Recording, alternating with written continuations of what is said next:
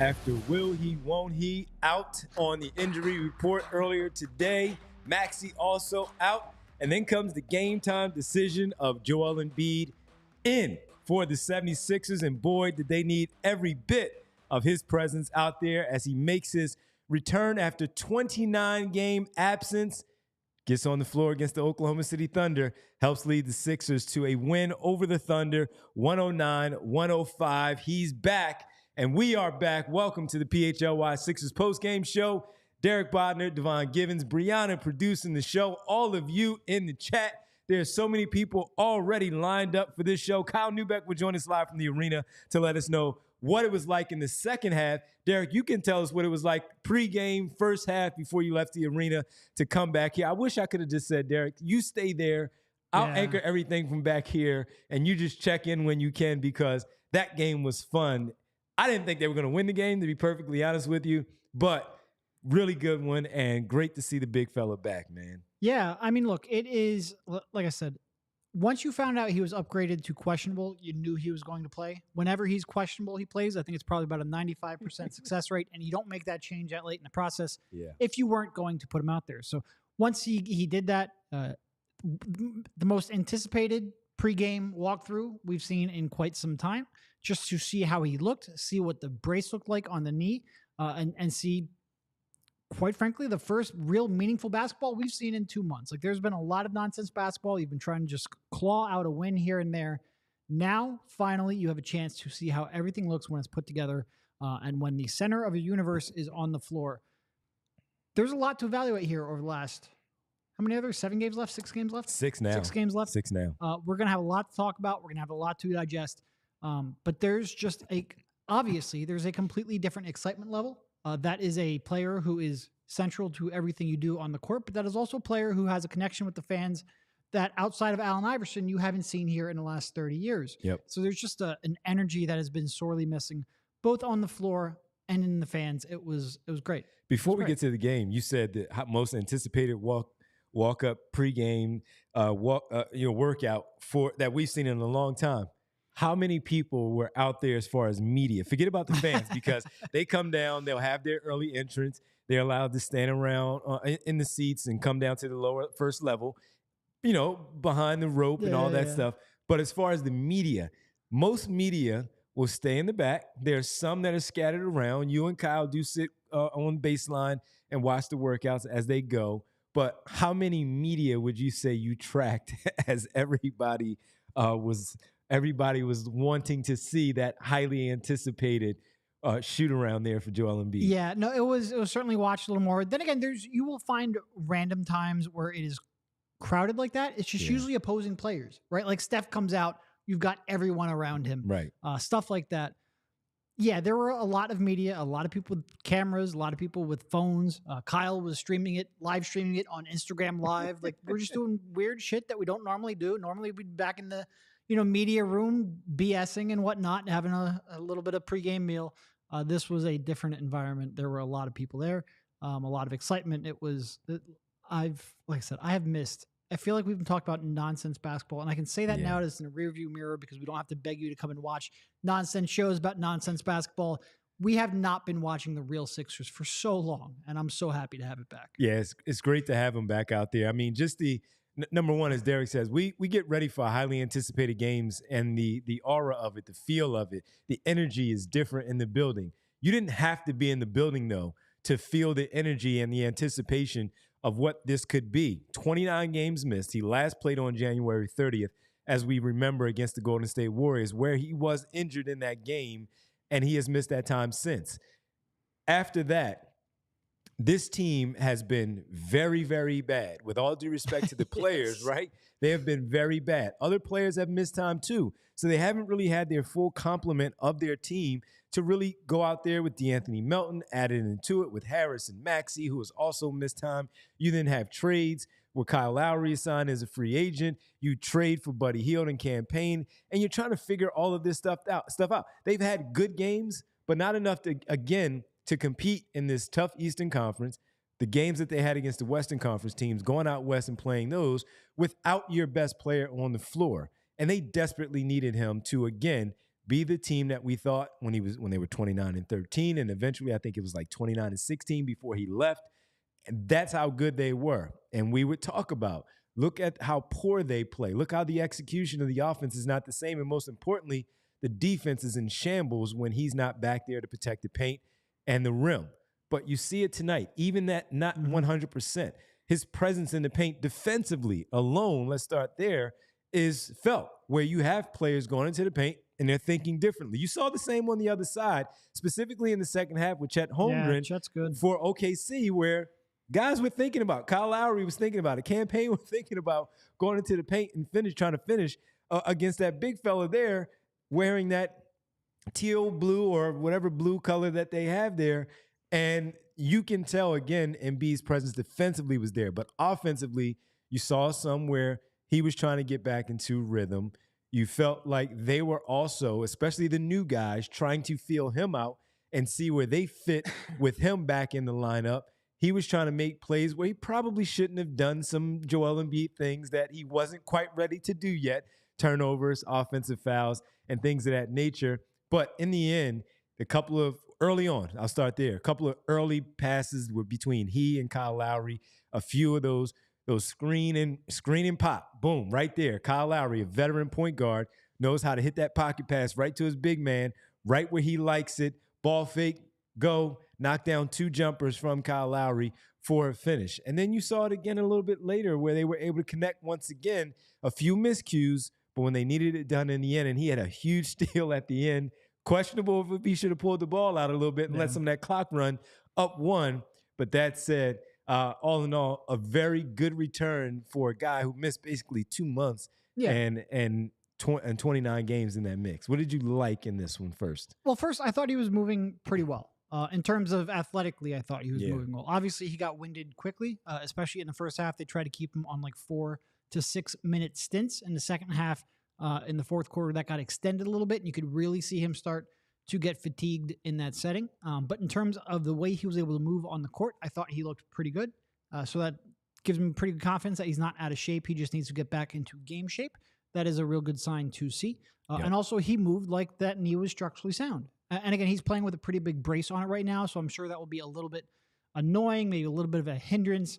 Just knowing Embiid's history, I wonder how long that brace is going to stay on. For his sake, I hope it stays on for as long as it needs to stay on, but we know that in the past he has pushed back on stuff like that. But just the ability to move and be relatively light on his feet, given the fact that he hasn't played any basketball in 2 months, I thought was a pretty good sign. Again, the fatigue is there, but hopefully that will go away pretty quickly. Embiid does get himself back into shape. It seems like once he starts playing basketball pretty quickly.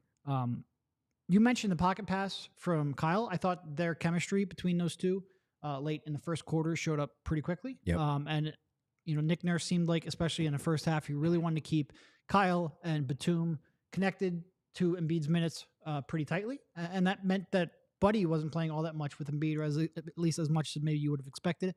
I wonder how that will work going forward. But I do think Kyle showed some pretty good chemistry. That pocket pass was there a couple times in a row. And then they had one where it was a pick and roll with Lowry and Embiid that then went right into a dribble handoff with Buddy and Embiid, got a big mid-range jumper there. So I think there is stuff to work on there. And Kelly, I thought, had some pretty good pick and roll chemistry with Embiid down the stretch as well. He hit him with a couple of pocket passes, and that's certainly not something you associate with Kelly Oubre, but I'm sure we'll get into Kelly pretty quickly here. But he, I thought, actually showed some pretty good pick and roll chemistry with that too. That pocket pass isn't something that's necessarily all that difficult to make. You just have to get the timing down on it. And I think a couple of players really did that there. But yeah, he was really good. He was really good. And, a lot of people, we're seeing a lot of stuff. First of all, Gene is asking us to ring the bell, Derek. So he has like 1,000 of them, but we're only going to give 2, 3 for Joel Embiid making his return. So we appreciate it.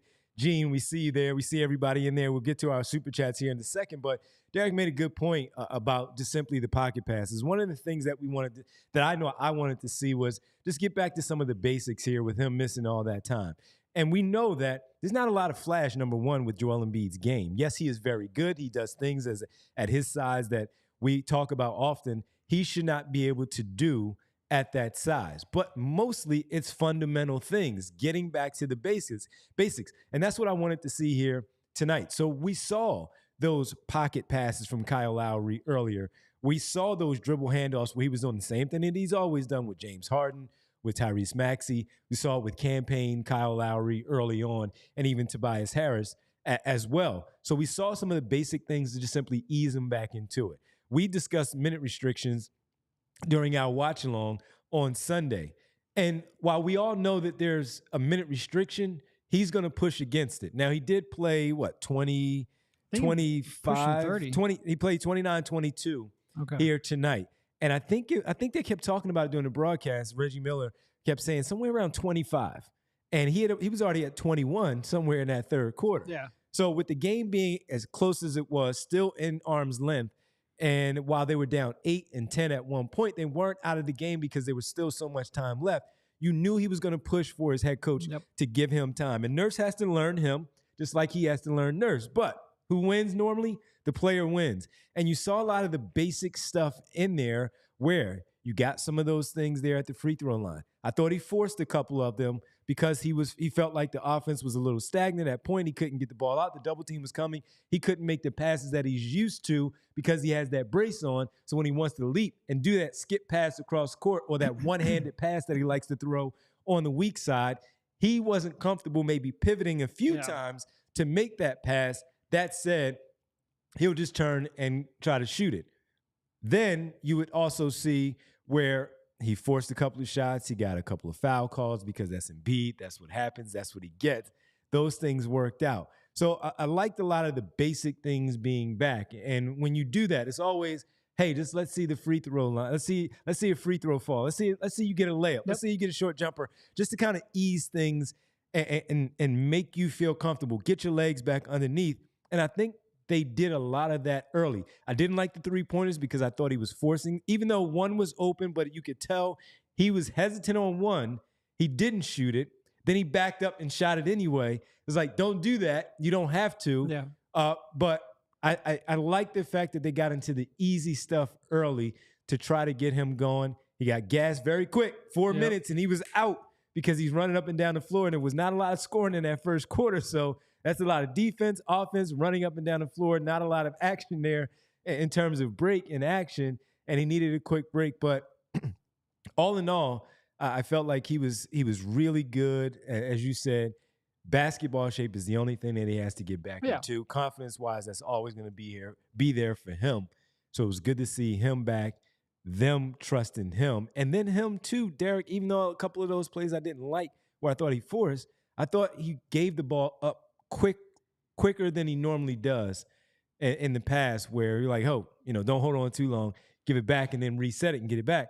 No, he was giving the ball up, letting them do what they needed to do. And especially you saw that in the fourth quarter where Kelly Oubre was just, I got this, a few times. Yeah, no, I do think, especially early on, it seemed like recognizing the double team was maybe the one thing that was a little, like, it was just a step behind. I thought some of the reads were just not necessarily wrong, because I think he made some really good passes. Yeah. Like I said, just a half second behind where they would be. You expect that to pick up quickly. But I thought he got better down the stretch. And I do think he did a better job of recognizing the double and just getting it away before he was forced into a compromised position. And look, I think this is especially OKC defensively, or at least putting Embiid on defense. This is a tough matchup for him because of how well they spread the floor. This was, if you were going to have a game where you went, oh no, he just doesn't look like he's ready, or I'm worried about him, this was the opponent that would bring that out. The fact that you didn't really see that, the fact that he was able to, hold his own defensively against a tough matchup, that gives me a lot of confidence. Yeah, no question about it. So Joel Embiid back, of course, a lot to talk about. We see all of you in the chat. We see everybody in the chat. It's live in there right now. I see our guy, the bull RJ, getting into arguments and disagreements, but he's right. We're not Philadelphia if they're not disagreeing. And if RJ didn't like being here, he wouldn't come back. He's back every game, and he takes it on the chin every time. So you respect RJ being in there. There's so many people calling out our buddy. You know who, Derek? He's in there. He didn't shy away. He came back. Money Mars in there. He did. A lot of people destroying him in there, though, too. So we have a lot still to get into because Kelly Oubre was fantastic in this game. You saw some good Kyle Lowry play. We kind of got a chance to see what that looks like. Nick Batum, few questionable things, but overall, a good game. So many others with good games that we need to talk about in this one. Kyle Neubeck will join us a little bit later from the arena after he hears from the coaches, the players, and most importantly, Joel Embiid. Yeah. For that, we want to make sure we tell you about a couple of our sponsors. First up is TrueMark. I've heard some good stuff recently from friends who joined TrueMark Financial Credit Union right here in Philly, and it's been eye-opening to see the difference between banking at a bank compared to becoming a member of a credit union. When you join a credit union like TrueMark Financial, you become part owner, which means profits come back to you instead of going to shareholders. TrueMark Financial has better rates, lower fees, a better return on savings, and more flexible options overall. And of course, the same digital tools and technology we all want. But the best part for me is that TrueMark Financial is local. They're headquartered in Fort Washington, and with 24 branches across the Philly area, they are deeply rooted in our community. They serve our community and only our community, so their investments and programs help our people right here at home. Becoming a member of a credit union has so many benefits over being a customer at a bank. It's a total no-brainer. Head over to truemark.com/PHLY to learn more or to find a branch near you. That's truemark.com/PHLY. Federally insured by the NCUA. And this episode is brought to you by our good friends by Manscape. Did you know one man every hour, every day, is diagnosed with testicular cancer? In fact, testicular cancer is the most common form of cancer amongst men ages 15 to 35. With April being National Testicular Cancer Awareness Month, our friends over at Manscaped have partnered with the Testicular Cancer Society to help spread awareness for men's health and early cancer detection. Visit manscaped.com/TCS to learn how to check yourself for early signs of cancer. And as always, you can use promo code PHLY for 20% off plus free shipping at manscaped.com. I, like many, in the country and around the world, have dealt with family and friends going through some form of cancer and have lost loved ones. So it's very important, again, if you want to make sure you're good, go check this out, manscaped.com/TCS, and check yourself for early signs of cancer. It will let you know, again, just how to have that early detection to make sure you're good. As we like to joke around a lot here and have some fun with the read, this is a very important thing, Testicular Cancer Month, and we want to make sure we let our friends know to go out there and do that. With that in mind, as you perform your simple routine, your self-checks at home while enjoying Manscaped products you use every day, like the Lawnmower 5.0 Ultra that I've told you about so much, it makes sense, right? We use the products daily to trim and maintain our boys down there. And while you do trim and maintain your boys down there, make sure you do, in fact, check. You have the dual LED spotlights. You'll achieve better visibility, making every trim more precise and hassle-free. Don't like making a mess? Understood. This thing here, of course, the Manscaped 5.0 Ultra, is waterproof. Shave in the shower, in the bath, or even the ocean while you're on vacation. And you can bring this trimmer wherever you go to, thanks to its wireless charging capabilities and travel lock feature, and they give you a nice bag to travel with on vacation. In addition to providing the right tools and solutions for comfortable and easy grooming, Manscaped is committed to raising awareness and giving support for fighters, survivors, and families impacted by testicular cancer. That is why they will be donating $50,000 to the Testicular Cancer Society.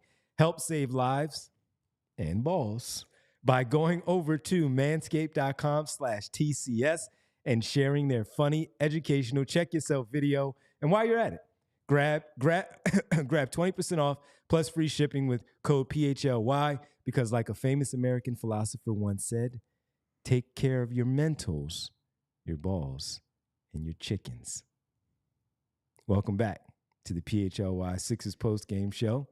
Derek Bodner and Devon Givens with you all. Let's get a quick super chat in here before we get back to our conversation on Joel Embiid and more. Let's start with Jay saying, blast Doc Rivers into the sun for dealing Isaiah Joe. I wanted to get to that one first because my man to my left, man, you've talked about this at the time that it happened. Kills me.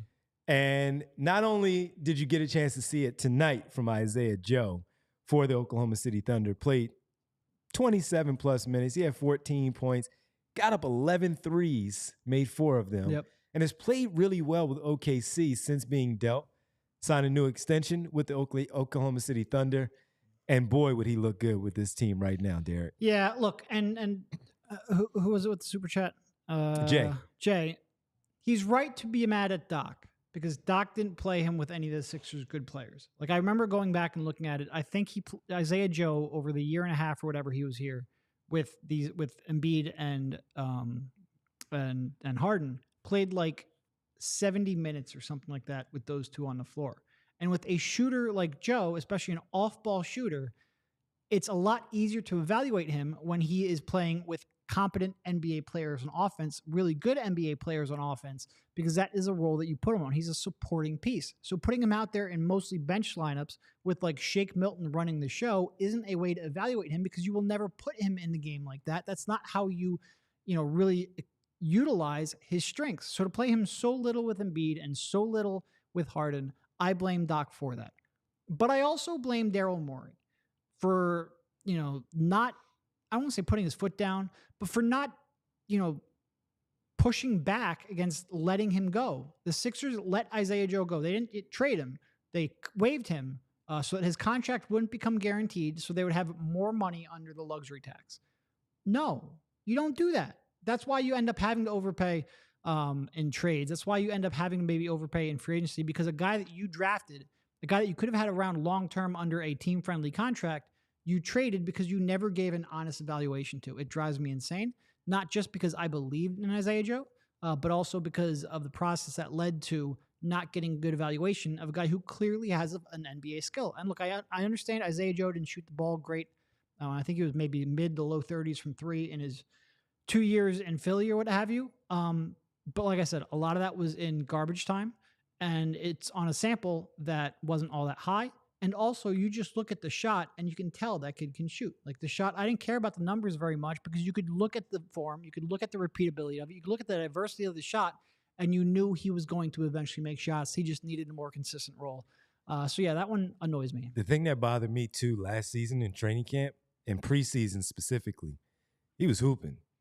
He played really well, where I thought he was pushing those players in training camp and in those preseason games, where I felt like he had earned those minutes. And Derek, he did get those minutes in the very beginning of the season. Mm-hmm. Wasn't a lot, but he was one of the first subs off the bench.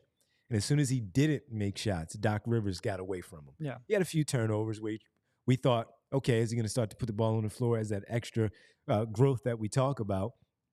And he wasn't great like we saw in the preseason, and of course in Summer League, where he's really, really comfortable at that point.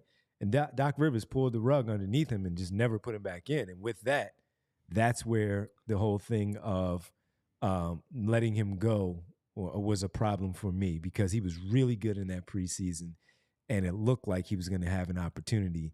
And Doc Rivers just said, no, you're not going to have that opportunity. Like I said, in order to evaluate a shooter, especially a shooter who is so good at getting, creating space, you just need to put him on the floor with competent NBA talent. He was just never in a good spot to succeed. Yeah, not at all. All right, let's get to one more super chat, and then we'll get back to some Embiid conversation as we go with, let's see here. Let's go to Ash, because we needed this one.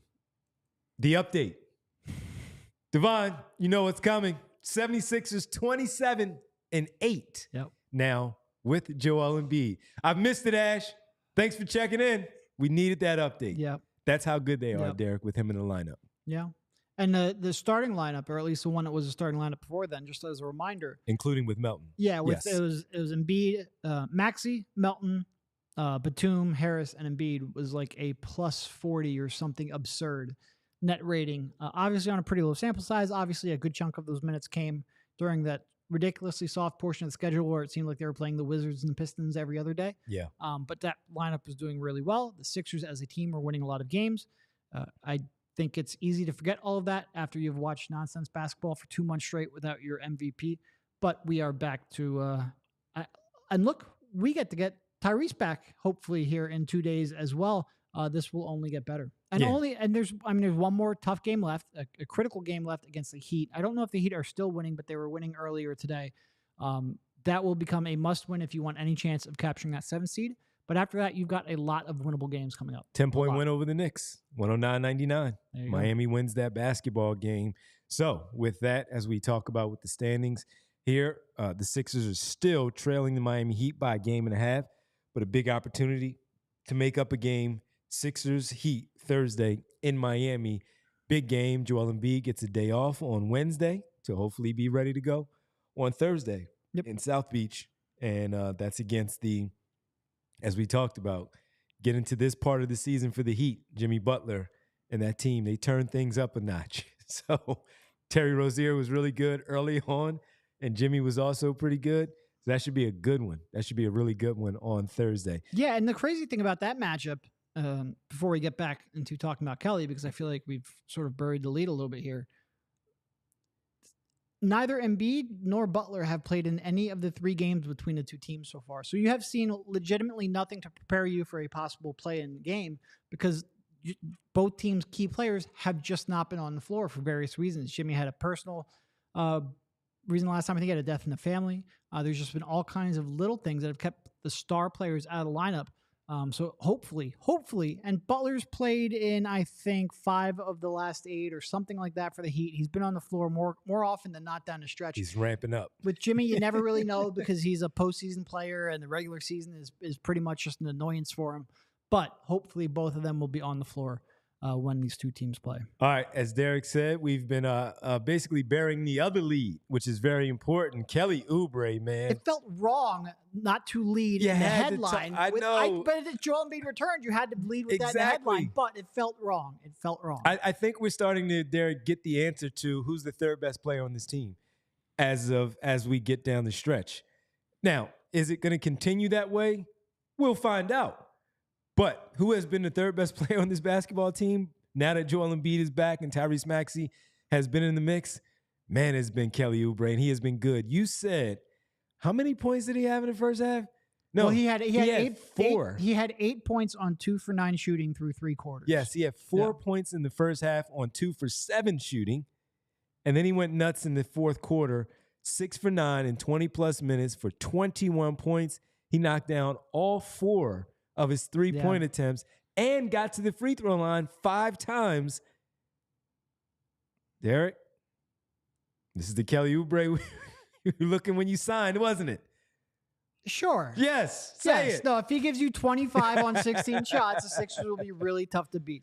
Look, he was really good. There's 2 encouraging things. First of all, the passing. And we've been talking about that for like a week, 2 weeks now.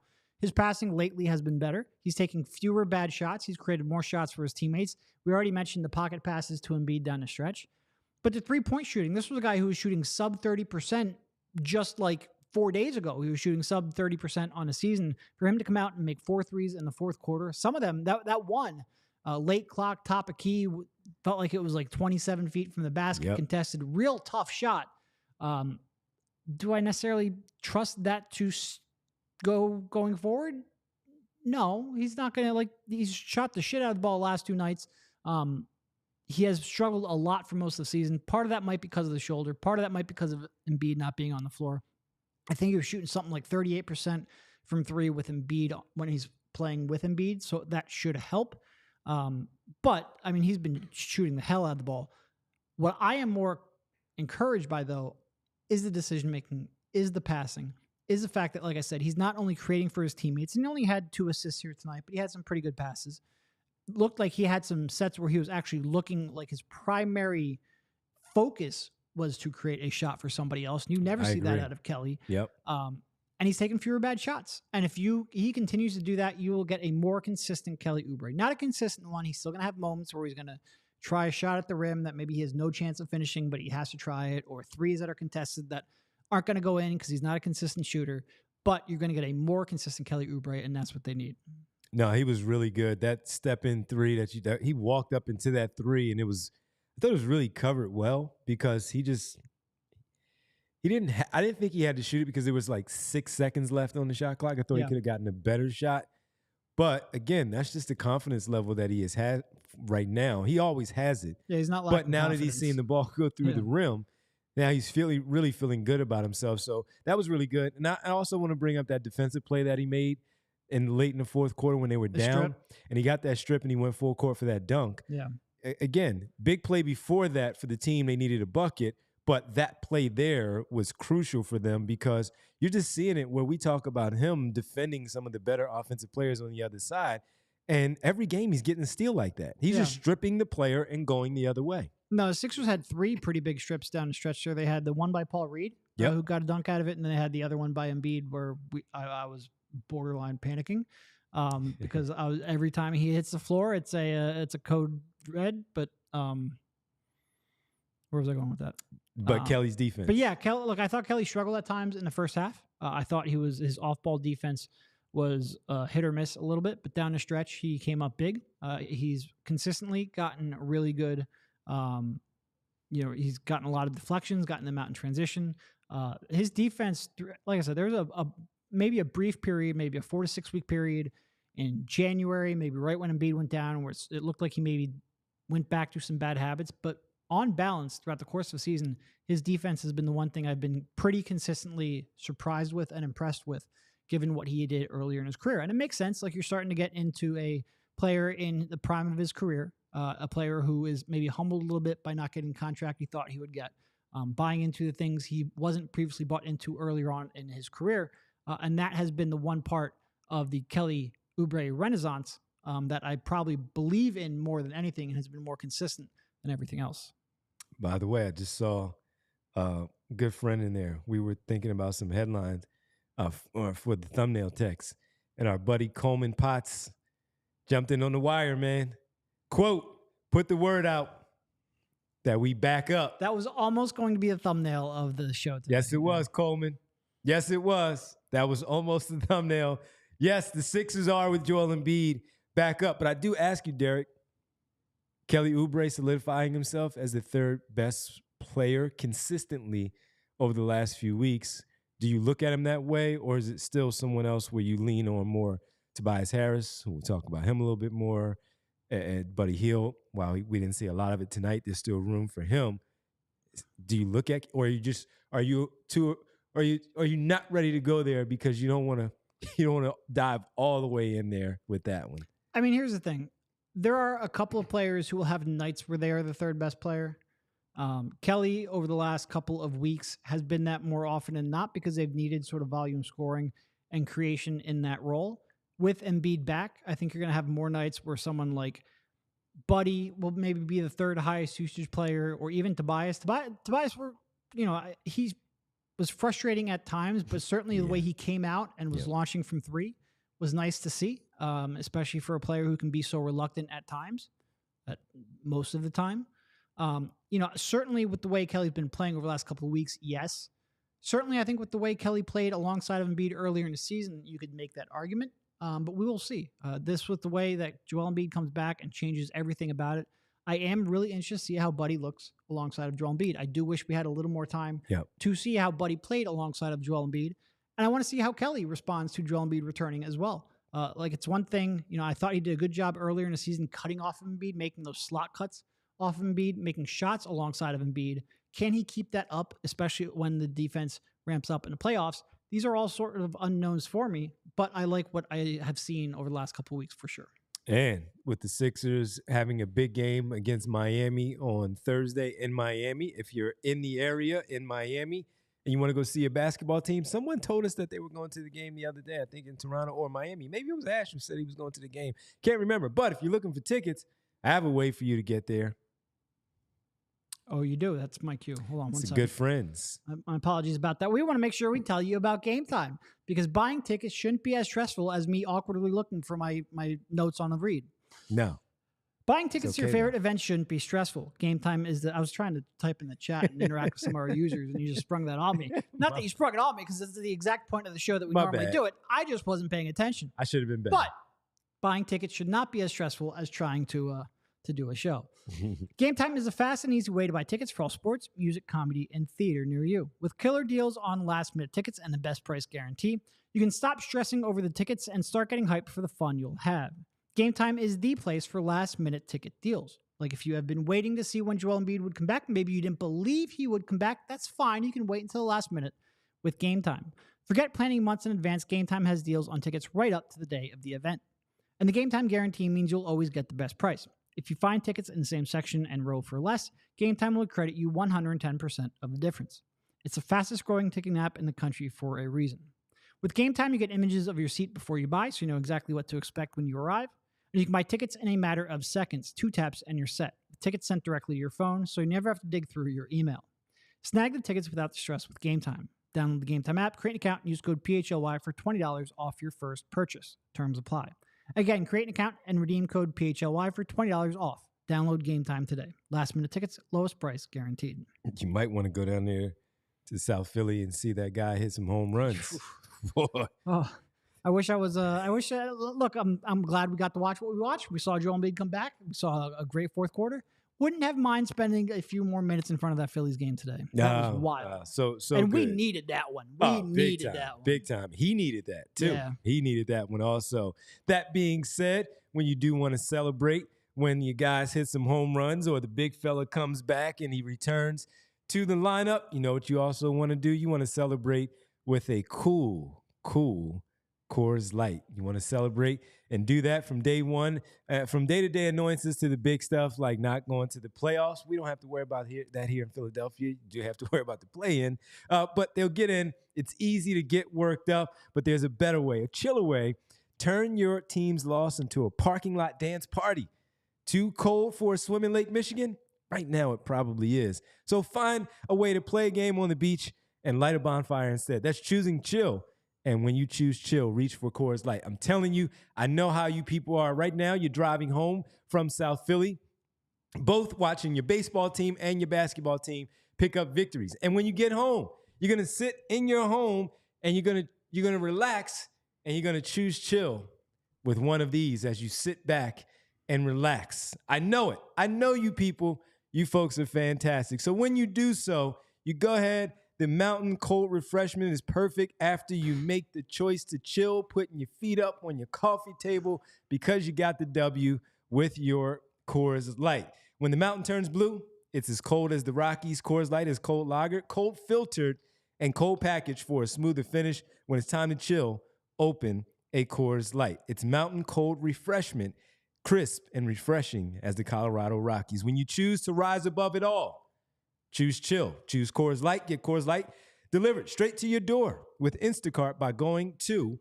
CoorsLight.com/PHLY. Basketball. Celebrate responsibly. Coors Brewing Company, Golden, Colorado. All right. Now, we got a lot to get to. We do. A lot of good minutes out there from a lot of good people. Well, First of all, we got a lot of super chats to get to too. We do. Go we for got it. Kyle coming up too. Run them. Let's go. Where did we? Corey? We'll go for some of the easy ones first. Real time saying Embiid beat the Money Mar allegations.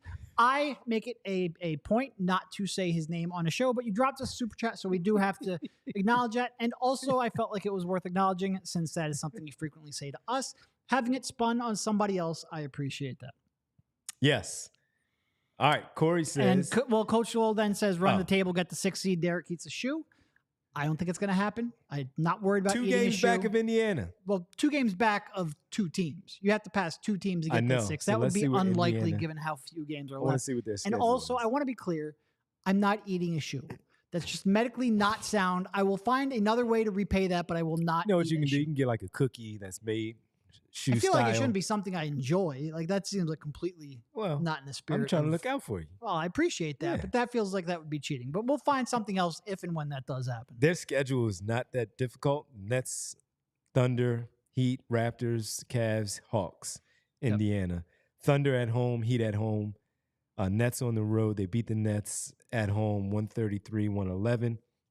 Hopefully my Nets come through in this next game, which is tomorrow. But Thunder and Heat after that on the road for the Raptors and the Cavs. So an opportunity there where we could see maybe 3 losses mixed in there and the Hawks at the end. And the Hawks, that could be important for their 9-10 matchup with the Bulls if they want to get a W. Yeah. No, there's a chance that you could catch Indy instead of Miami. Right. Catching both of them would be exceedingly tough. How do you feel about playing Indy in that 7-8 matchup?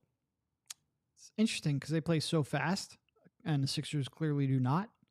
But I think the Sixers can take either one of them. Sure. On a good night, for sure. The problem is with the play-in, it's one game. One game is not able to really determine the best team all that frequently in the NBA. That's why we play 7-game series. So you have to be prepared for anything. But they can certainly beat either team if Joe's back. Yep. All right, let's run a few more super chats. Go for it. Let's run them. Corey says, needed this W. It's been a miserable week for Philly sports. Corey, not just the Sixers getting this win, which they did need because we were prepared for a loss, but the Phillies desperately needed a W. Yes, they did. And they got one there today. So hopefully the rain, which it looks like it's going to rain all the way through like Thursday, hopefully they can get in a few more of these games against Cincinnati and pick up some more wins that way. And then the Sixers go to Miami hopefully on Thursday and pick up another W. Corey, you are absolutely right. Jay of the Jungle says, pay Rick Morse. I don't know what happened in there where Rick Morse is in there. There's a lot of chatter going on. What's going on? I think Money has a bet. Oh, Money Mar lost the bet. Okay. And I even saw the boy RJ saying, you got to pay up, Mar. You got to pay up. So you got to pay up, Mar. You're in here. You know you got to pay up, man. Straw Man bound to burn, Jada Jungle says there in the chat. Vince Pellegrini, on your point, I remember when he did this was the Isaiah Joe piece talking about not necessarily Doc Rivers, but more on the Daryl Morey side. Says Derek speaking truth. He has long been frustrated by the Isaiah Joe thing. Yep. Yes. Brendan Davis, at what price point does Kelly become a priority over, saying, a point guard? Paul George. Paul George, yeah. And assume a max for Paul George is 4 years, between 60 and 80 million annually. Kelly is better. What number do you walk away? Look, he dropped a super chat. That being said, today is a night for celebration, and we do have off-season content to get to. I will say my number is way less than 480. Way less. Can I reframe the question? Yeah. Is he increasing the interest level of you giving him more than a 1-year deal to return at a decent price point where we can talk about that in the offseason and you still have 7 games plus the playoffs? Is he at least allowing you to think differently? Yes or no? I didn't leave that as a who, what, when, where you have to answer it and actually answer it. I'm leaving that as a yes or no question. He has increased my willingness to consider it. Okay, fair enough. Fair enough. Good. Look, that's it. And then we don't even know what that role is. It could be a backup. It could be a start. I don't know. Because, look, he's still starting with Joel Embiid in the lineup. Tyrese Maxey out. He did start. Campaign got that start in the backcourt. But he was in there and not Nick Batum, which I thought the head coach would go back to that. He did not. So I'm very curious when Maxey comes back to see exactly where they have Kelly Oubre in this lineup. Along with Nick Batum, who does what? Who comes off the bench? I'm very, very curious about that one. Schoolboy Beats, a.k.a. Devon. I'm flipping it here tonight. It's not right. Got to a little bit. Schoolboy Beats. What are we, warning 2-minute L? Can't just start reading them backwards. I don't know. KJ is really improving as a decision maker Devon. And passer. Thank you. I will say, KJ made a couple of real nice interior passes today. I did. He also had a couple of record scratch moments in the corner where he got the ball kicked to him, didn't even consider throwing the ball at the rim, and wasted 5 seconds off the shot clock. He's still tough to play offensively because of that, but he did have some nice interior passes. Thought he made a nice cut, too, where he got on the other side of the rim for a reverse layup. And it was a smart decision to make the move the way that he did to get a better look at the rim. Even though it was a reverse, he's very athletic. He can finish at the rim in that way. So KJ Martin, he has not done much to ask for him to stay out of the rotation. He has done pretty well with the minutes that Nick Nurse has given him. We think, though, those minutes are going to go down now that most players are starting to come back. I mean, when you start fleshing out the lineup, like the Sixers have a legitimate 9 right now. And I think Reed is your last. Or between Campaign. Reed's going to be a guarantee because you need a big man. Yes.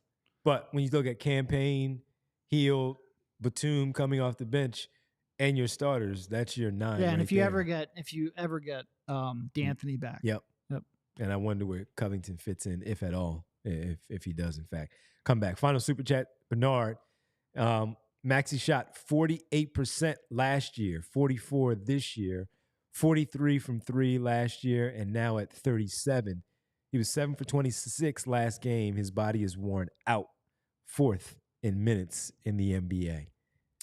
So I think there's a couple things. First of all, I do think he could have some tired legs. Like, I think Bernard isn't wrong, but I think there's more to it.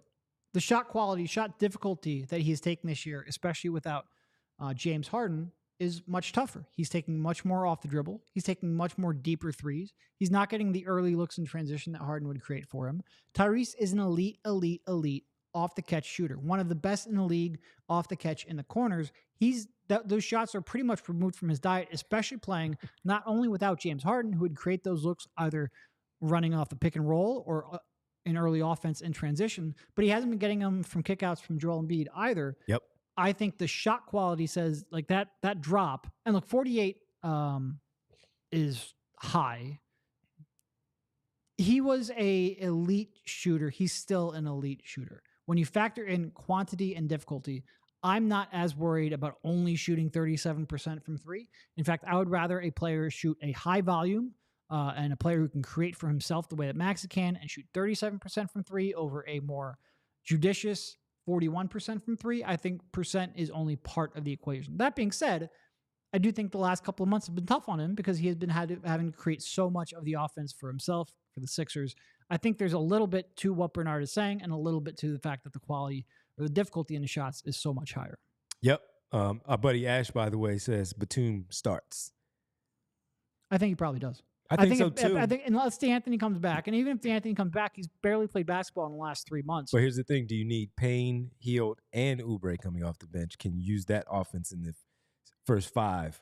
Or are you relying on, of course, Harris to be Harris, where the 5 at least has 3 offensive threats? Yeah, I think I would guess that and this is just a guess, but I would guess they go Maxey, Lowry, I agree. Batum, Harris, and Totally Embiid. agree. I think they want passing. I think they want as many pick and roll playmakers as they can put. Like, I think they want Lowry for the pick and roll playmaking with Embiid. I think they want Batum for the entry passing and the shooting. I think they just want as many passers and shooters around the Embiid Maxey core. Totally agree. But we are at a point where there are some conversations to be had about that. Tobias off the bench? No way, Phil. No way. He's starting. He's going to be a starter. Also, with the Lowry piece, to your point of the 2-man game with Embiid, everything that you just said about Maxey, getting the ball from him to set him up for some easier shots there as well, coming around the perimeters, those screens, and just putting it right in his hands for certain shots as well. So a couple of other guys that we thought played well, a lot of people talking about it in the chat that, we ran through.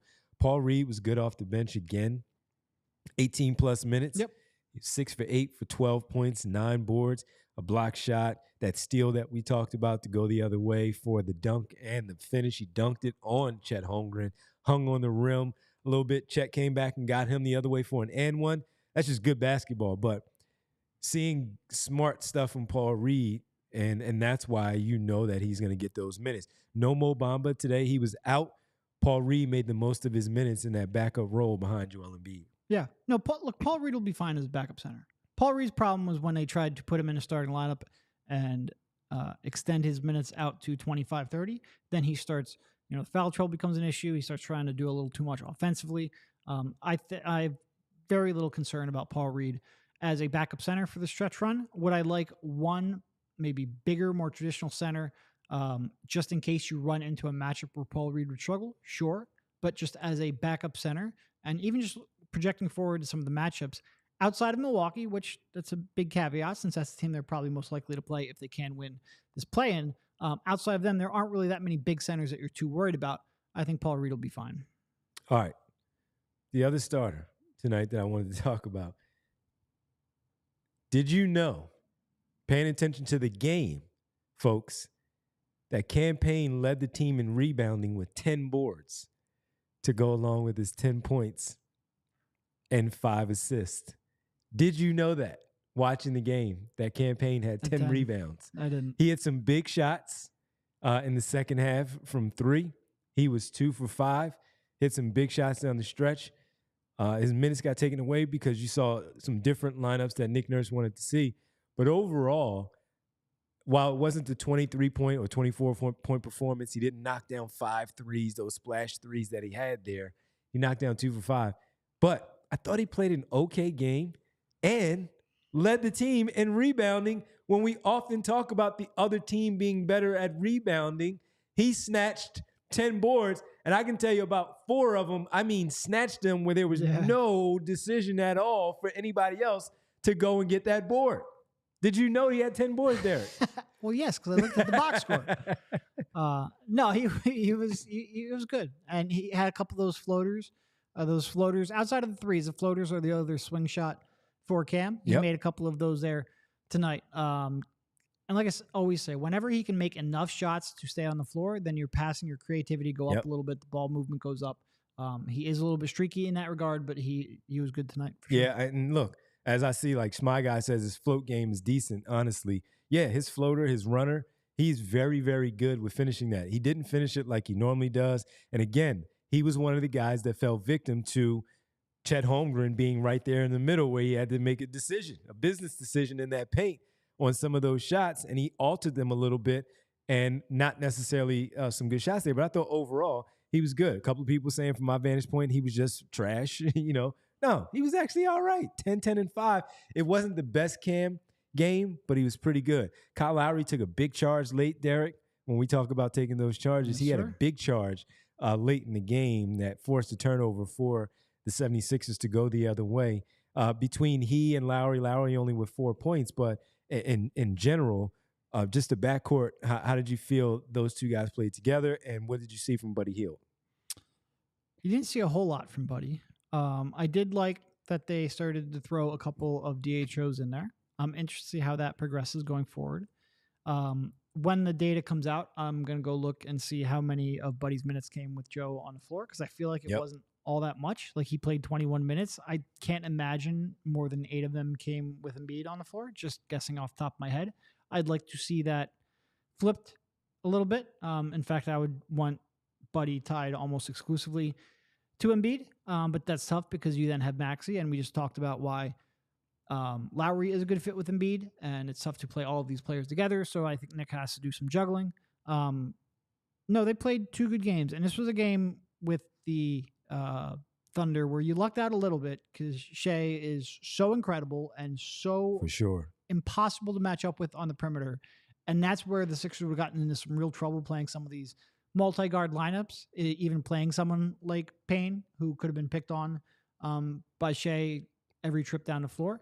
But because of Jalen Williams being out, it was a little easier to maybe match up with this team than otherwise would have been, because that pain point comes, no pun intended, on the defensive side of the floor, and the Sixers weren't burned as bad because of that. But I thought they hung in.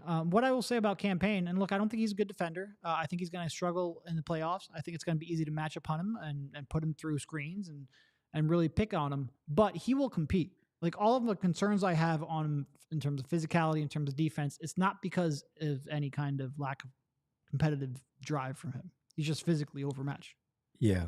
And I didn't realize Kyle Lowry only took 1 shot until I looked at the box score at the end of the game.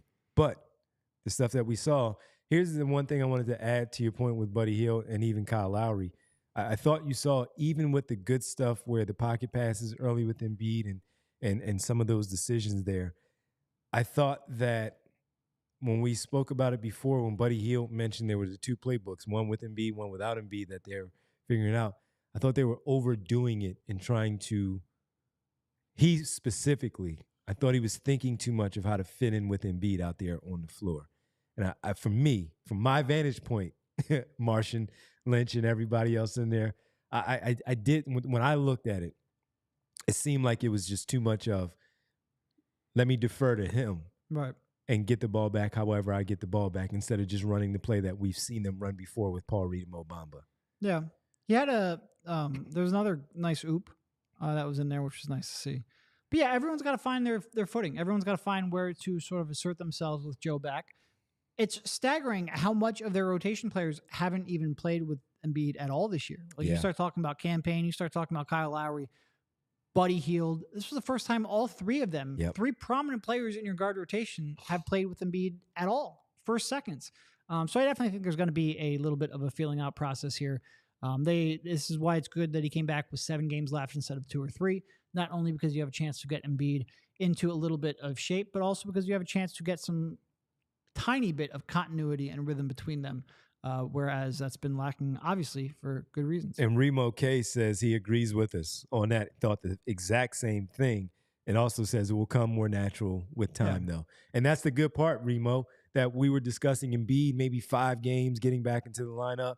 Well, he has 7, potentially 7, probably 6 because he won't play in that back-to-back this upcoming weekend, back-to-back Memphis on Saturday, San Antonio on Sunday. He's not going to play in both of those basketball games. But to get 6 plus some practices, that will go a long way for him and them as we see, Remo, these games play out there going forward. Yep. Devon, a.k.a. Schoolboy Beats, is back with another super chat. Buddy never had such a good screen and so wide open in his life. He's almost hesitating on the shot after the Embiid screen because he's never had. So he's basically saying he's had no one as good as this guy setting those screens and creating those open shots. And I thought that there were a couple of them where he was open and he didn't realize that he was that open. No, but what I will say is he had, we've mentioned this before, but he wasn't a good spot with Indy because they would get so much in transition, so much because of how Burton would push. He would get open shots. I thought Turner was a good screener. It just wouldn't come in the half court like he will get with Embiid. It's a different kind of open for sure. JJ John Home says, any chance D Melton returns in the super chat? There's a chance. There's a chance. I saw he was out there before the game putting up some shots. I guess it's good to see. I can't be confident at all. Like he tried to come back a while ago. What, he last 2 or 3 games and then he was out. Yeah. There's a chance, JJ. I'm sure he'll probably give it a shot just because it's playoffs. And because he needs to prove he can get back on the court. And I wonder if he's a guy that's coming off the bench. Well, I mean, at this point, because he's missed you can't count on him. Well, and he's missed so much time that like it would be almost tough to put him back in the starting lineup. Yeah, you can't count on him. So I would look at him and say he's a guy that's coming off the bench in that role because there's just simply not a lot there for us to look at because you cannot cement him in for the 25 to 30 minutes a night that you're accustomed to in the starting role. With that, you got to bring the guy off the bench and just keep Kyle Lowry in the starting lineup. But the minutes for Lowry just needs to drop a little bit. That's all. Because you have Hield and Payne. And someone asked us there also, is Payne definitely in a playoff rotation? We think I can speak for myself. Derek can say what Derek wants to say. I'm not going to speak for you. I think he's part of the 9. I appreciate you letting me say what I want to say. Yes. I appreciate that. Yes, I'm a team player. I think he's a part of the 9. But I believe that I don't think it's more than 10 unless there's something happening with him where he's playing really well in that game and Nurse has to just simply keep him in, where he's hot out there, he's connecting with his teammates offensively, where he's making some really good passes, there's some symmetry out there. Other than that, I'm looking at campaign where he's a 10-minute or less type of player as a 9-man rotation. That can be increased with certainly good play. What do you think? Yeah, so like the 8 is, I think, pretty set in stone. Yep. We're not counting D'Anthony right now. But you've got your whether Lowry ends up starting or not, he's going to be in a rotation. So you've got Embiid, Maxey, Lowry, Batum, and Harris. Reed, because you need a backup center. Oubre and Hield. Those 8, I think, are pretty much set in stone. Yep. If Melton comes in, he would be the 9th. If not, I could see certainly campaign and the way he's played, he has deserved it as the next man up. But that's not a guarantee necessarily. Like depending on matchups, you could see Nick going with an 8-man rotation on some nights, really shortening it. Some nights he would obviously go 9 and campaign would play there. And if you ever get D'Anthony back or even Covington back, then no, it's not a guarantee. But some things would have to go right for the Sixers to push campaign out of the lineup, and things in terms of injuries. I probably shouldn't say that because Embiid did just come back. But the Sixers have been really banged up for a really long time, so counting on everything going right is probably tough to do. Yeah. But, I mean, look, if Covington comes back and he can play, or if Melton comes back and he can play, it's not so much that Cam doesn't deserve it, but you really need one player with some links, with some versatility defensively to slot in there because you have so many guards who can be picked on. So that would be the thing that would bump them, not even so much player quality, just different kinds of archetypes and different kinds of skill sets. We should be getting Kyle Neubeck here in a second, fresh off the Embiid press conference. Real fast, whoa, Sequoia official. JoJo has 2 weeks to get into game shape. if they have any chance of even getting out of the play-in, let alone making a deep run, gonna be a fun April. It's gonna be a very fun April. Hopefully a fun May too. Hopefully a fun May. We're used to getting into May. Yeah. And May's usually not the problem. Well, getting into May isn't the problem. Yeah. Paul Reed needs May too, because that means his second year of his 3-year deal is guaranteed. I think both of the final 2 years. Both the final two? Both okay, I thought it was yeah. just year 2. Okay. All right. Well, I mean, that's good. But yeah, man, hey, get him into game shape. He'll have these 6 to 7 games plus practices for him to get loose and get his legs underneath him to get right. Big game coming on Thursday against Miami. Let's head to the arena. Check in with our guy, third member of our show, of course, coming fresh off the Joel Embiid press conference. And that's the big story. Kyle Neubeck live from the center. And Kyle, what did Joel Embiid have to say after making his return after 29 game absence, playing 29 plus minutes there, and getting a win? What did he have to say in his press conference? So he was actually very candid about how much of a mental struggle this specific injury has been for him. He said that this was actually it was the toughest one that he's had. He didn't get too deep into the why behind that, of why this has been a particularly tough one for him to deal with, but said that a lot of his journey back has been about spending time with his family, focusing on his family, taking joy from that, but feeling, watching these games at night and feeling like mad, like I want to be out there. I want to help these guys. I can do this. I can do that. And it was just such a funny juxtaposition with the Triple H Suck It shirt that he wore while he was doing this, which is, only Joel Embiid would do such a thing or think to do such a thing. But it's honestly, I'll share all of what he said at some point later in written form for all PHLY. But it's good to hear from him, but it does sound like he is going through it or was going through it and is very happy to be out there again. What were you most surprised about, good or bad, from Joe? Tonight on the floor, you mean? Yeah. So for as much as people said he looked winded or he looked gassed, I thought he moved relatively, like ran the floor certainly really well. Got some easy duck-ins where he got either fouled or scored a layup. So that was a little bit surprising.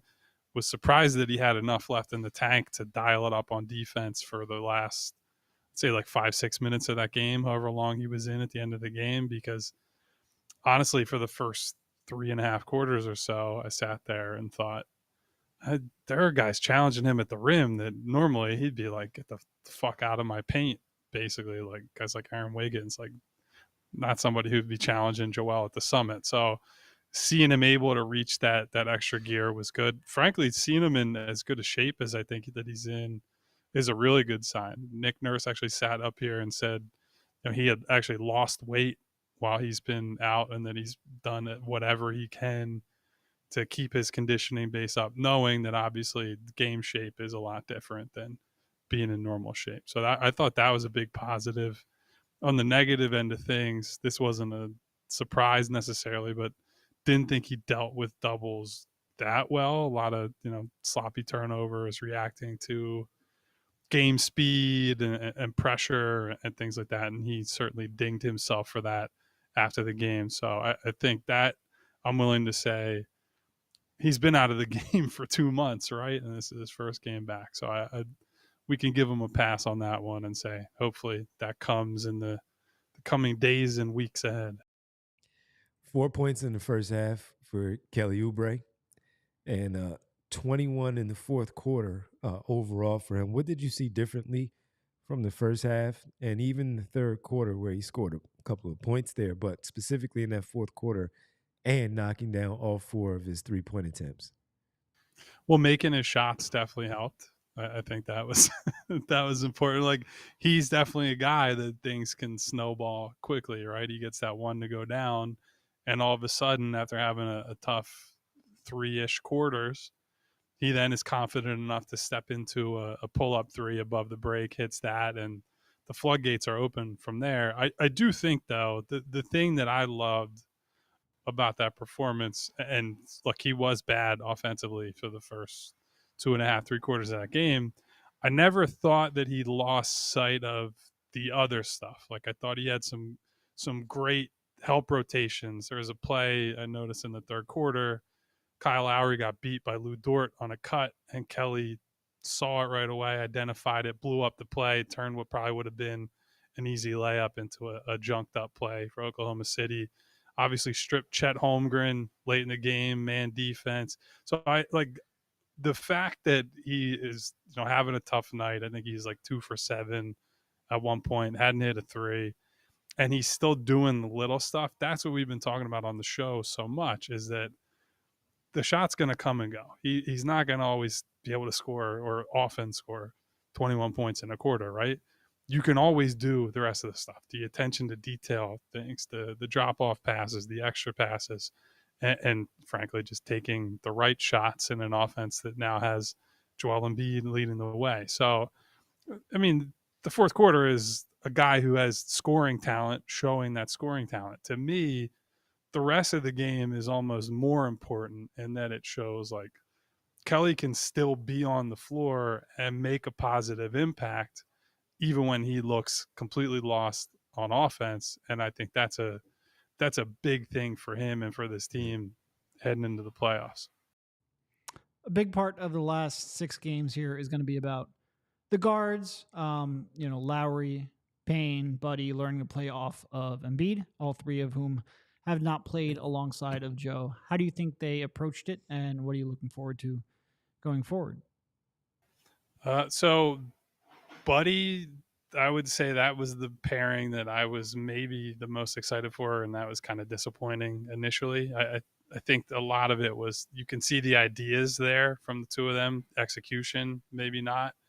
Lowry and Embiid kind of just hand in glove, walked right into it. You saw in the first half, a couple pick and rolls in a row, Lowry finding that pocket pass to Joel at the elbow, hit one of those jumpers, got fouled on the next one, and those 2 are going to figure it out. I actually talked to Kyle at his locker tonight, and he said part of the problem for the whole team tonight was just playing timid, and like you have this big presence that comes back, but nobody really knows how to approach it initially, and they all kind of got at that in different ways tonight. And so I think it was good for first impression, first game.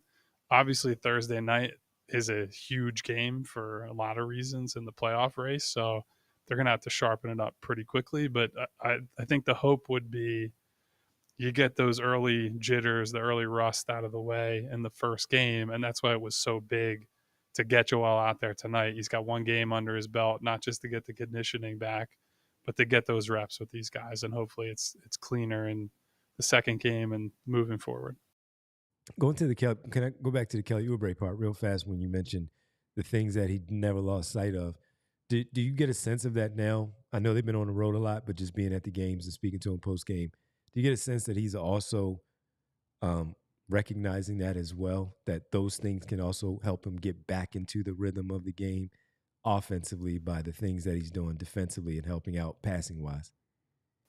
Absolutely. I mean, that's it's just a way to stay on the floor, right? Like, you look at somebody like a Buddy Hield, for example, when he doesn't shoot well, there's no real argument to keep him on the floor because he doesn't have the ability, or hasn't shown the ability anyway, to impact the game on defense. Like, I think he has fits and starts where he tries, but by and large is a negative defender. And so if his shot's not there, he doesn't get to play. Kelly, on the other hand, when he has a game like this and he's 2 for 7, 0 3 from 3 at one point in the game, can keep himself on the floor long enough that, all right, then you see one go down because you've been out there and have the chances have come to you, and all of a sudden it can snowball into something more. So yeah, I mean, just from that perspective, for sure. But also, like, you're going to feel good if you blow up a play on defense. You're going to feel good if you steal the ball from somebody, go end to end and dunk the ball. I know that dunking is not going to get you into like any kind of shooting rhythm, but you hear the roar of the crowd and all that stuff, and you get into the game as a competitor. That stuff helps as well. I've never missed a three after throwing down a dunk in the game. It's a good call by you. Also never made a three after I was going to say, how throwing many of those do you have in a game? You didn't have to Bodner? add that part. Just let it be where it is, man. Go ahead. I was just going to ask about Tyrese. We saw him warming up a little bit before the game. He ultimately didn't go because of the hip. Do you have any gut or any intel on what might happen here on Thursday? I do not. We did see him in the locker room after the game. He was in good spirits. He actually joked that since Joel's back, he is not talking to the media the rest of the season. His obligations are done. So congratulations to Tyrese on putting up with us for the last 2 months as the lead guy and now shirking those responsibilities for the rest of the year. Did you get a chance to look at the new Embiid Skechers? I did not see them up close. I did see, obviously, from courtside, and I saw some pictures that made their way to Instagram, Twitter, what have you. We were talking a bit, not Joel and I, but other media members, about how, like New Balance has become a big basketball brand now, right? Basketball and lifestyle brand. And, 5 years ago, we all would have said like, nah, those are loser shoes or whatever, like they're uncool. And so now Joel has I think an even bigger task in front of him to make Skechers cool. So I'd say the saving grace for him is that they've at least launched the athletic brand in other sports already. And so they're trying or starting to build some momentum. I know in soccer, they have Harry Kane, former Tottenham guy, used to play for Bayern Munich, and they've been spending the last year and a half on building that. So, and I know Skechers hired some old executives from some of the big brands that are the, let's say, quote unquote, cool athletic brands. So we'll see. Big men always struggle to sell sneakers, so I'm interested to see if it's Julius Randle and Terrence Mann so far wearing this particular shoe. Yeah, not exactly a murderer's row outside of our Terrence guy Mann Joel. just wears it though, right? Terrence Mann doesn't have a shoe deal. I don't know. He might have a deal with them.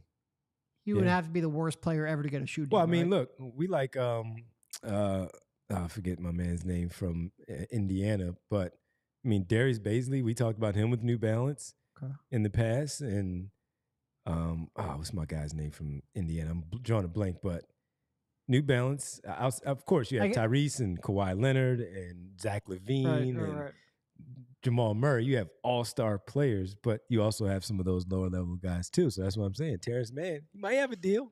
Okay, you might. Okay, I mean, look, when you're I don't know. He's in LA. You can have a deal. Well, that's enough shoe talk. I'm just curious if you saw them up close. Kyle, you can read Kyle's work, of course, for the recap at allpHLY.com. And back at it tomorrow at 2:30. Big game, certainly, on Thursday against the Miami Heat. Kyle, thanks for hanging out with us, man. Get home safe. Still raining out there, so get home safely, man. I'm sick of this damn rain, man. We gotta I'll be complaining about the humidity in the summer, but it won't rain quite as much as it has lately. So get home safe, fellas. No practice tomorrow, by the way, so we don't have to make it to there. There we go. And I will see you in the studio 2:30. 2:30, yes, sir. Yes, sir. Get ready to walk too. Yeah, for sure. Yeah, back in the studio at 2:30. Yeah, so the New Balance are comfortable. I'm good with the people at New Balance basketball side of things. So they're kind enough to send me New Balance, the basketball sneakers. Look, if they give me free shoes, I'll wear them. Sure. Yeah. I'm not sure that's quite going to give them, the exposure that maybe a basketball player does, but I'll kick my feet up on the table. And, yeah. I have a couple of pair of the New Balance basketball shoes. They wanted me to test them out, and they're very comfortable. I like New Balance for the everyday wear in general, but the basketball sneakers are very comfortable. Yeah. I have both the ones that Tyrese wears now, and I have Kawhi's latest shoe also. They're very comfortable. Comfortable. Yeah, it wouldn't shock me. Yeah. It wouldn't shock me. Yeah, they have some good people running the basketball side of things. But all right, we got a lot of people. Oh, Super Chat. You want to get this one? Because I'm running out of. Yes, Devon's Liam. in the middle of a flu game. Yep. Liam, yes, flu game for me. Yes. Hedva is saying, without trying too hard to slander Tobias, do y'all think we could see any run for a Maxey, Buddy, Oubre, Batum, Embiid 5-man? He says he loves the flexibility on offense. Maxey, Buddy, Oubre. I could see that lineup out there from time to time. And that's not even slandering Tobias. Like, No. you have to make substitutions. Do I think they're going to start? No, I think Tobias is going to start, much to the chagrin of a lot of people in this chat. Yeah. But yeah, I think you'd certainly see that. I think you get a decent chunk of shooting out there. Add in, Oubre as a slasher. Yeah, you could see that for sure. Yeah, no doubt about it. No about it. All right, you want to say goodbye to everybody? And we've got a lot of people. There are we'll a lot be back of people tomorrow. So. Shockingly, when Joel Embiid returns, there's a little more interest in this basketball team. So I'm very happy for the big man to be back on the court. Start off with the super chats. Corey, Real Time Ash, Coach Little Ricketts, Devon, a.k.a. Schoolboy Beats, Jay the Jungle, Brendan, Vince, Bernard, JJ, Woe Sequoia. I think that's, there's that one that just came in. Hedva. Yeah, I think I'm getting that right. If not, I apologize for that. But I think that's all these super chats that we had there. We also have a lot. I'm going to start off with the Bull RJ because he was in here and owning up RJ? to his transgression. So I appreciate that. Will not mention the other one because he refuses to do Martian Lynch says you have 500 people to thank. I'm not thanking 500 people. Luke P, Jed Jungle, Elaine Bruno, Front Running Fan Base, Rick Morse, Martian Lynch, Ash Monroe. What up, Martian? Ash. Real Time, Corey, Coach Will Ricketts. I know I said him already. Khalil, Kevin, Stuart Rhodes, Alex, Bootzilla. With Boots. Jay, Liam Stevens, 2 Minute Warning. What up, Al? Jake M, Smy Guy, Brian Knight, A. Ron. No. Maurice James. Devon's done. He's done. The flu has caught up with him. What up, Aaron? Eugene Ross, Winona Ish, Phil W, Matt Webster. I think that might be all the ones I have written down. Scroll up, see if there's anyone what up, Liam? that I missed. What up, Gene?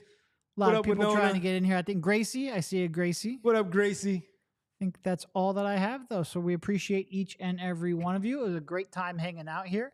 Little jolt of energy with the big man coming back. And a stretch of games here where, they have a chance to reel off some wins. Outside of the Miami game, this schedule gets real easy real quickly. There were 2 tough games back, and with Embiid coming back and Shai and Jalen Williams being out, that made this one a lot more winnable. Now you have a game against Miami. After that, it's pretty much clear sailing. So you have a chance to pick up some wins and a chance to really get some some continuity between your team and a chance to evaluate who fits where. It will be a good stretch run. Yeah, and they only have 1 back-to-back. So the big fellas should get some rest in between these games. Make sure you like and subscribe. Tell a friend to tell another friend to tell the other friend to jump in on our show. Again, PHLY Sixers. You do that, and you'll get the bell icon. You get the sound like that, as we have from Al and Gene asking for the bell. Everybody, make sure you like and subscribe. Tell everybody about the Die Hard. Jump in there. You can get all the great stuff. That's a part of the Die Hard. We'll be back tomorrow at 2:30. I hope I'm back tomorrow at 2:30. Yeah. I'm going to do everything I can to be back at 2:30 tomorrow to run with my guys and Brianna, of course. And all of you have a great rest of your night, and we'll talk to you tomorrow at 2:30. Big win. 41 wins right now in the books. We all silly like the mayor.